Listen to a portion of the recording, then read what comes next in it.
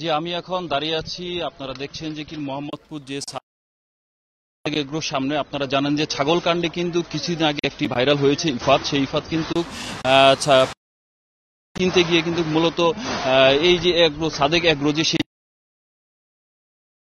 তারা কিন্তু এই যে মোহাম্মদপুরের যে বেড়িবাঁধের যে রাস্তাটি কিন্তু এখানে মূলত এই এগ্রোটি তৈরি করেছে বলে আমাদের সিটি কর্পোরেশন থেকে অভিযোগ দেওয়া হয়েছে। আপনারা দেখছেন কিন্তু পুরো সেই ভাঙার কার্যক্রম তারা নিজেরাই করছে এবং কেন এই খালটি দখল করা হলো সেটা কিন্তু আসলে আমরা এখন পর্যন্ত জানতে পারিনি। কারণ কিছুক্ষণ পর সিটি কর্পোরেশন থেকে লোক আসবে, তারা কিন্তু এখানে যে খাল দখল করে হয়েছিল সেই ব্যাপারে কিন্তু তারা সুনির্দিষ্ট অভিযান চালিয়ে কিন্তু তারা আমাদেরকে জানাবে। আপনারা দেখছেন যে কিন্তু এখন কিন্তু অভিযানের আগেই কিন্তু সবকিছু ভেঙে চুরমার করে দেওয়া হচ্ছে, কারণ তারা নিজেরাই এই খালটি সম্প্রচার পরিষ্কার পরিচ্ছন্ন করার জন্য আর কিন্তু সবকিছু ভেঙে ফেলছে।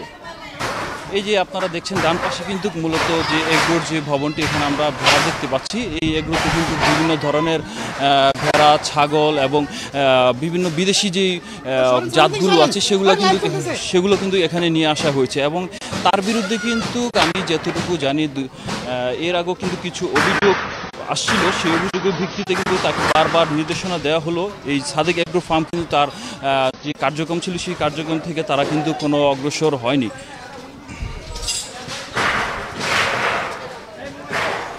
আপনি জানেন যে আমি একটু আপনাদেরকে জানাতে চাচ্ছি যে জেলা প্রশাসক কিন্তু এই বছর তাদেরকে একটি চিঠি দিয়েছিল। সেটি হচ্ছে ৩,৮৪০ বর্গফুট কিন্তু জায়গা খালের ভিতরে তারা অবস্থান করে কিন্তু এই এগ্রোটি তৈরি করেছিল। সেজন্য কিন্তু জেলা প্রশাসক থেকে কিন্তু তাদেরকে একটি চিঠি দেওয়া হয়েছিল জায়গাটি অপসারণ করে এবং খালটি মুক্ত করে আর কি। কিন্তু সেই ব্যাপারে কিন্তু তাদের কোনো সুনির্দিষ্ট কিন্তু আমরা কার্যক্রম এখনো দেখতে পাইনি। দেখুন এই যে এই পাশে কিন্তু ঘরবাড়ি সরিয়ে ফেলছে। ঠিক আছে, আমরা একটু তাদেরকে জানতে চাই, একটু কথা বলবো তাদের সাথে। হ্যাঁ, এনে রিক্সা চালাইতাম, ভাত খাইতাম আর ঘুমাইতাম আর কি। হ্যাঁ, এনে ওই কমিশনারে অবজেকশন দিছে, এনে আমাকে উঠে যেতে আমরা উঠে গেছি। হ্যাঁ, খালের। হ্যাঁ, আমরা একটু দেখলেন, যেমনটা আমরা দেখলেন, একটু কথা বললাম যে তারা আগের থেকেই কিন্তু এখানকার যে বসত বাড়ি ছিল তারা কিন্তু সেটি সরিয়ে ফেলতেছে। কারণ এখানে জেলা প্রশাসক থেকে এবং সিটি কর্পোরেশন থেকে একটি অভিযান পরিচালনা হবে কিছুক্ষণ পর। সেই অভিযান পরিচালনার জন্যই কিন্তু তারা আগে থেকে তাদের বসত বাড়ি এবং এখানে যারা যে মানুষগুলো থাকতো তারা কিন্তু এখানে বাসস্থানগুলো সরিয়ে ফেলছে। এবং আমরা একটু সামনের দিকে যাব, তাদের যে খামারগুলো আছে সেটি কিন্তু আপনাদেরকে একটু দেখানোর চেষ্টা করব।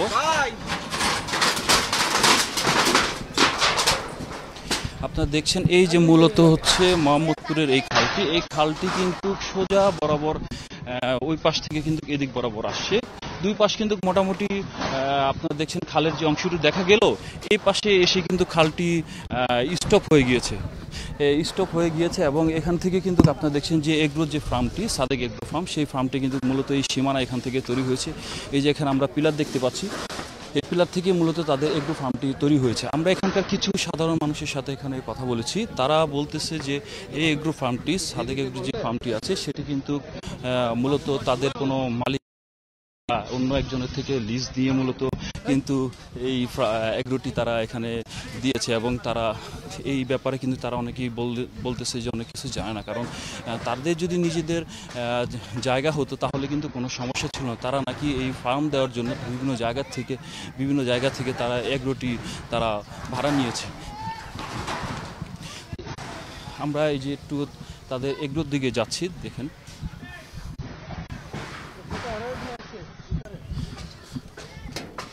এই যে আমরা এখন তাদের এগ্রোতে একটি আপনার এখানে কিন্তু বিভিন্ন প্রজাতির আমরা গরু দেখতে পাচ্ছি।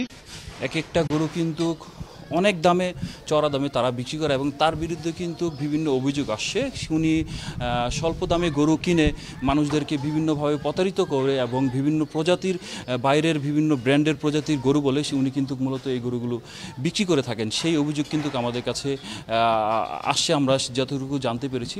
আপনারা দেখছেন প্রত্যেকটা গরু কিন্তু এটা দেশি কোনো গরু নেই, এটা কিন্তু জার্মানি অথবা বাইরের যে গরুগুলো আছে, বার্মার যে গরুগুলো, সেটি কিন্তু আমরা এখানে দেখতে পাচ্ছি।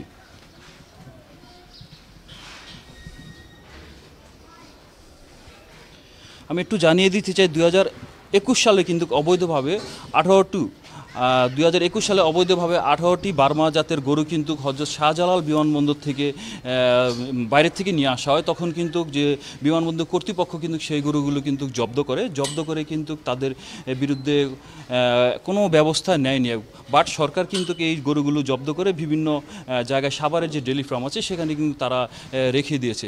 এই অভিযোগ আসার পরও কিন্তু সরকার অথবা বিভিন্ন ঊর্ধ্বতম কর্মকর্তা থেকে কিন্তু তাদের কোনো বিরুদ্ধে কোনো অভিযোগ আসলে সেই বিরুদ্ধে পদক্ষেপ নেওয়ার যে প্রয়োজন সেটি কিন্তু তারা কেউ কোনো পদক্ষেপ নেয়নি। সেই ধারাবাহিকতায় কিন্তু সাদেক এগ্রো তারা তাদের মতো করে সব কিছু নিজেদের মতো করে তৈরি করে নিয়েছে। তারা বিভিন্ন প্রজাতির গরু থাইল্যান্ড থেকে, মালয়েশিয়া থেকে, সিঙ্গাপুর থেকে তারা এই প্রজাতির গরুগুলো মায়ানমারের বর্ডার দিয়ে তারা এই জিনিসগুলো এনে রাজধানী এবং ঢাকা শহরের বিভিন্ন জায়গায় এই গরুগুলো কিন্তু সেল করেছে এবং চমকপূর্ণ যে ব্যাপারটি আছে সেগুলো কিন্তু সাধারণ মানুষকে দেখাইয়ে এবং লোভনীয় আকর্ষণীয় একটি কিন্তু তারা গরুর যে ব্যাপারগুলো আছে বিজ্ঞাপন দিয়ে তারা কিন্তু মানুষদেরকে আকৃষ্ট করেছে। সে আকৃষ্ট করার কারণেই কিন্তু তাদের এই ব্যবসা এবং সব কিছু কিন্তু এভাবে আস্তে আস্তে দিন দিন বৃদ্ধি পাচ্ছে।